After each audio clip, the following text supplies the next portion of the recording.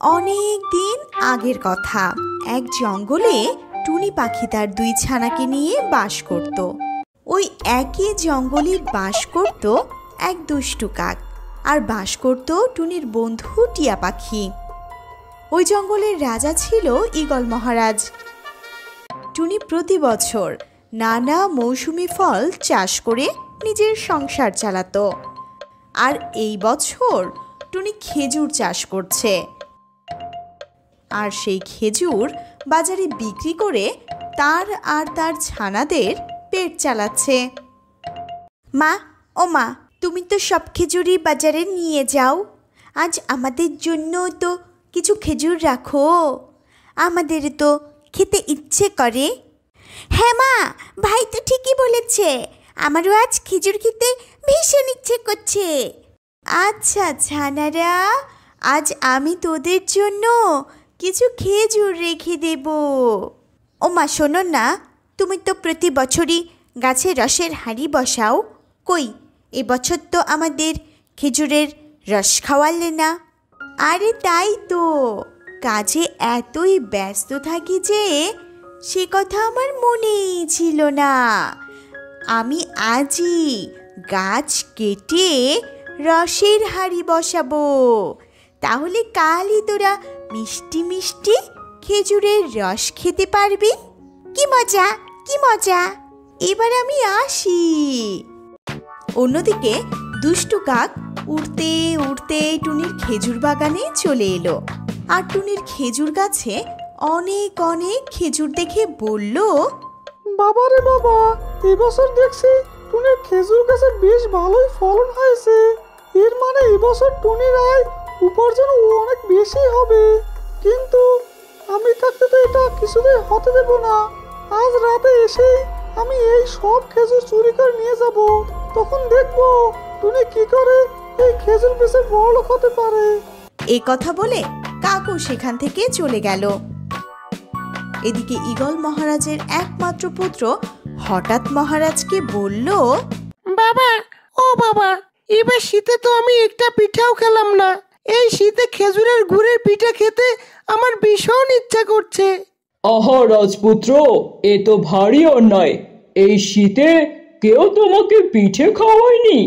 আমি এক্ষুনি তোমার পিঠে খাওয়ার ব্যবস্থা করছি। মন্ত্রী, এই মন্ত্রী, কোথায় তুমি? জি মহারাজ, আমাকে ডেকেছেন? হ্যাঁ মন্ত্রী, আমার রাজপুত্রের ইচ্ছা সে খাঁটি খেজুর গুড়ের তৈরি পিঠা খাবে। তুমি এক্ষুনি খোঁজ লাগাও এবছর জঙ্গলে কোন পাখি খেজুর চাষ করছে। তাকে গিয়ে বলো গাছের রস দিয়ে খাঁটি গুড় বানিয়ে সেই গুড় যেন রাজবাড়ির রসুই ঘরে পৌঁছে দেয়, আর সেই গুড় দিয়েই আমার রাজপুত্রের জন্য পিঠা তৈরি হবে। জি মহারাজ, শুনেছি এবার টুনি নাকি খেজুর চাষ করেছে। আমি এক্ষুনি তাকে আপনার এই সংবাদ পৌঁছে দিচ্ছি। এই বলে ঈগল মন্ত্রী টুনির বাসায় গেল, আর তাকে সব খুলে বলতেই টুনি বলল, আপনি কোনো চিন্তা করবেন না ঈগল মন্ত্রী, আমি আজই আমার সব খেজুর গাছে রসের হাঁড়ি বসাবো, আর সেই রস দিয়ে গুড় বানিয়ে কালকেই মহারাজকে পৌঁছে দেব। বেশ, তাহলে সেই কথাই রইল, আমি তাহলে চলি। এই বলে ঈগল মন্ত্রী সেখান থেকে চলে গেল, আর টুনিও মহা আনন্দে সব খেজুর গাছে রসের হাঁড়ি বসালো।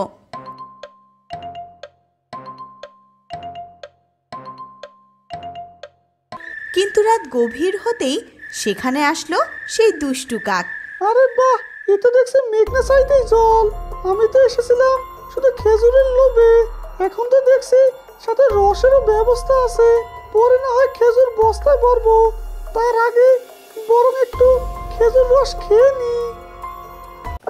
এই বলে কাক রসের হাঁড়ি থেকে রস খেতে লাগলো। গাছ থেকে সব খেজুর পেড়ে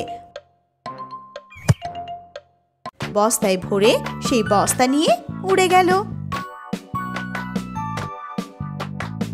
একটু পরে সে সব রসের হাঁড়িগুলো নিয়ে গেল।